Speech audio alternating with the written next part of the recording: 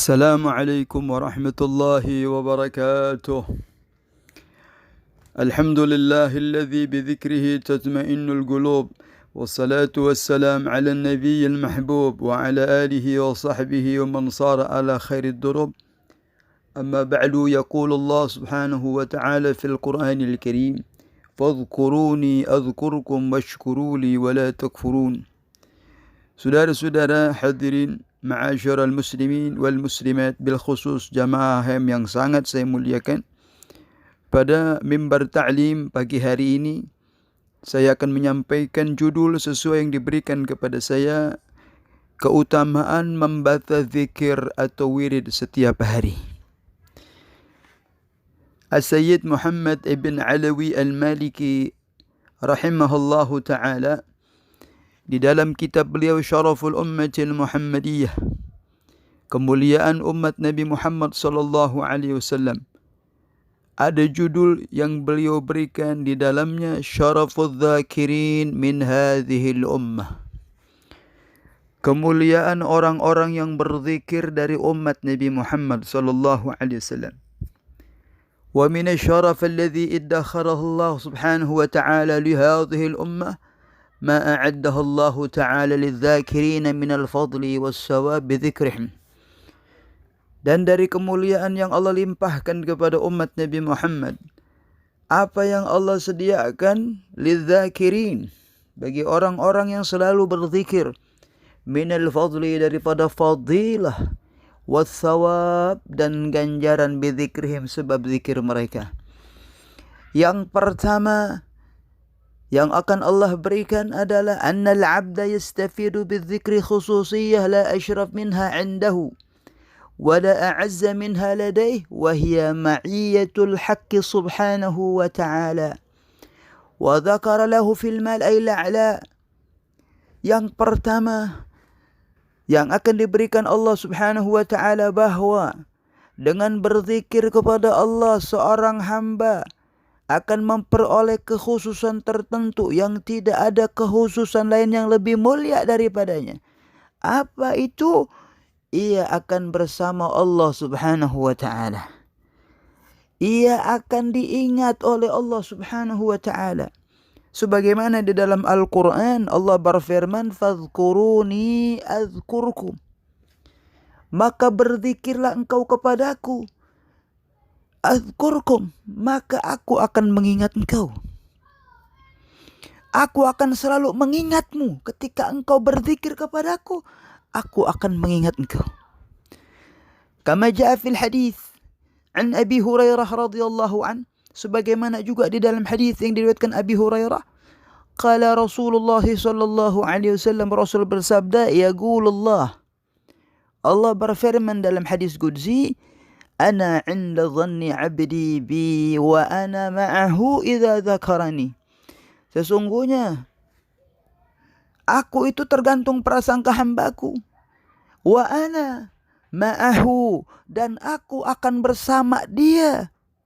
Idza dzakarani, ketika dia selalu berzikir kepada aku. Maka yang pertama, dengan berzikir kita akan selalu diingat oleh Allah. Kita bersama Allah. Kalau sudah Allah bersama kita, kalau kita sudah diingat oleh Allah subhanahu wa ta'ala, maka seberat apapun masalah kita, sebesar apapun problem kita, persoalan hidup kita, insya Allah kita yakin pasti akan dilapangkan oleh Allah subhanahu wa ta'ala. Banyak orang yang punya banyak problem dalam kehidupan, bahkan lebih banyak dari orang lain. Tetapi karena dia rajin berzikir kepada Allah, rajin wiridan, maka sebelum dia menemui banyak masalah itu, dia diringankan oleh Allah untuk menghadapinya. Bahkan Allah lapangkan hatinya. Di dalam satu kisah diriwayatkan ada seorang anak muda ingin berkonsultasi kepada gurunya, kepada syekhnya yang tinggal di tepi danau. Danaunya bagus, ikhwan, jernih, airnya bisa diminum. Ketika datang anak muda itu dengan membawa persoalan yang rumit, yang berat, yang terlihat dari raut wajahnya, Maka Syekh ini nggak banyak bicara. Diajak ia ke pinggir danau. Lalu diberi satu gelas air. Lalu diberi ia satu gelas. Dan Syekh itu membawa segenggam garam. Lalu Syekh memerintahkan untuk mengambil air danau itu dengan gelasnya. Setelah diambil dengan gelas itu, lalu Syekh itu memasukkan garam yang ada di genggamnya sedikit. Sisanya dia genggam. Setelah ditaburkan sedikit garam itu, maka diperintahkan muridnya untuk meminum air di dalam gelas tersebut. Apa yang terjadi? Begitu diminum, dia merasakan asin yang luar biasa, lalu dimuntahkan. Kata Syekh, kenapa engkau muntahkan? Ya Syekh, ini asinnya luar biasa. Lalu Syekh mengatakan, sekarang kau lemparkan air yang ada di gelas itu ke danau itu, dan aku akan lemparkan sisa garam ini ke danau tersebut. Segenggam garam. Lalu diperintahkan, ambil lagi air yang di danau itu dengan gelas itu. Lalu diminum, ma'asyiral muslimin. Apa yang terjadi?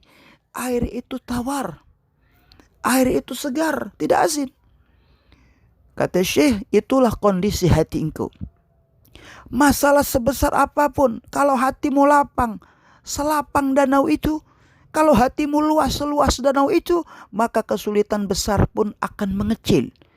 Tapi kalau hatimu sempit, sesempit gelas itu, maka apapun yang terjadi padamu, walaupun sedikit garam itu akan terasa asin dalam kehidupan. Sedangkan sifat Allah subhanahu wa ta'ala ketika mencintai, mengingat seseorang hamba, yang pertama Allah berikan itu adalah melapangkan hatinya, melapangkan dirinya. Maka ketika Nabi Musa alaihissalatu wassalam akan menghadap Fir'aun, Nabi Musa minta kelapangan hati. Di dalam Al-Quran diabadikan doa Nabi Musa alaihissalatu wassalam, Rabbi syarah li sadri wa yassir li amri, Rabbi syarah li sadri, ya Allah lapangkan dadaku, lapangkan hatiku. Kenapa minta dilapangkan? Karena kalau sudah lapang hati ini, mau teriakan, mau cacian, mau celaan apapun tidak akan pernah berpengaruh dalam diri kita. Maka Nabi Muhammad ini luar biasa. Nabi Musa alaihissalatu wassalam minta dilapangkan oleh Allah, Rabbi syarah li sadri. Nabi Muhammad belum minta, maka turun ayat alam nasyrah laka sadrak. Nabi Musa meminta kepada Allah, Rabbi syarah li sadri, minta dilapangkan dadanya oleh Allah. Nabi Muhammad SAW belum minta, dilapangkan dadanya oleh Allah subhanahu wa ta'ala. Alam nasyrah laka sadrak wa wada'na anka wizrak alladhi anqadha dhahrak. Nabi Musa minta, Nabi Muhammad belum minta, diturunkan ayat oleh Allah subhanahu wa ta'ala, alam nasyrah laka sadrak, ya Muhammad, aku telah lapangkan hatimu, aku telah lapangkan dadamu, sehingga beban yang berat di pundakmu itu akan terasa ringan dalam kehidupannya. Nabi Musa meminta kepada Allah, Nabi Muhammad diberikan sebelum meminta kepada Allah subhanahu. Kenapa demikian? Karena puncak amalan Nabi Muhammad SAW, puncak ibadah Nabi Muhammad itu sulit disaingi oleh nabi-nabi yang lain. Sudah dijamin masuk surga oleh Allah Nabi SAW.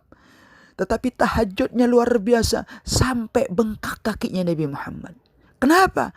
Karena dekatnya Nabi kepada Allah, zikirnya tidak pernah putus kepada Allah. Jangankan ketika meleknya, tidurnya saja Nabi Muhammad itu berzikir.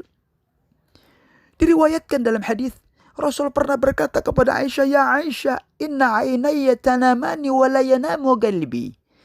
Wahai Aisyah, sesungguhnya kedua mataku tertidur, tapi hatiku tidak tidur. Mataku tidur tapi hatiku berzikir terus kepada Allah, menyebut nama Allah subhanahu wa ta'ala. Nabi Muhammad tidur sambil berzikir, sedangkan kita kadang-kadang zikir sambil tidur. La haula wa la quwata illa billahil aliyyil azim. Sehingga Nabi Isa menyebut Nabi Muhammad itu Ahmad. Nabi Isa menyebut Nabi Muhammad Ahmad, ismu tabdil, orang yang paling banyak menyebut nama Allah, orang yang paling banyak memuji Allah, orang yang paling banyak mengingat Allah subhanahu wa ta'ala. Yang pertama, kata Sayyid Abuya Muhammad ibn Alwi al-Maliki, Orang yang berzikir, maka dia akan bersama Allah Subhanahu wa taala. Dia akan diingat Allah Subhanahu wa taala.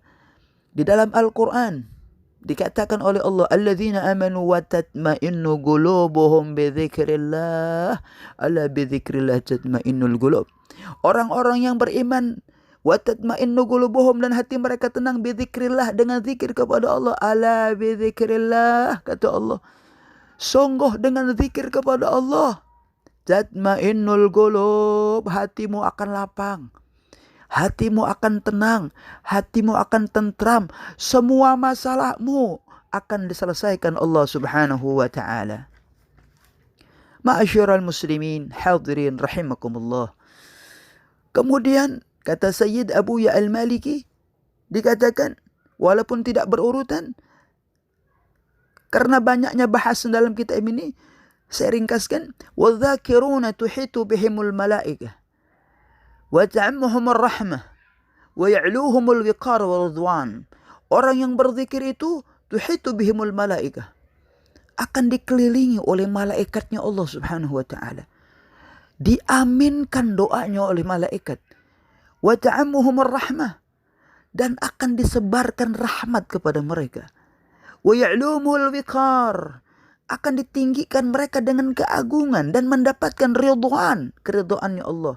Sebagaimana An-Nabiyul Mustafa Muhammad sallallahu alaihi wasallam bersabda, la yaq'udu qaumun yadhkuruna Allah illa haffathumul malaikah wa ghashiyatuhumur rahmah wa nazalat 'alaihimus sakinah wa dzakarahumullah fi man indah. Diriwayatkan Imam Muslim, tidaklah duduk seseorang berzikir kepada Allah illa haffathumul malaikah, kecuali mereka akan diliputi para malaikatnya Allah. Wa ghashiyatuhumur rahmah, akan ditebarkan rahmat kepada mereka. Wa nazalat 'alaihimus sakinah, akan turun ketenangan kepada mereka. Wa dzakarahumullah fi man indah, dan ketika mereka berzikir, Allah berzikir menyebut-nyebut mereka di hadapan para malaikatnya Allah Subhanahu wa taala. Luar biasa ma'asyiral muslimin. Betapa hebatnya orang yang berzikir sampai Allah pun berzikir menyebut-nyebut nama mereka di hadapan para malaikatnya Allah. Sehingga diriwayatkan di dalam hadis,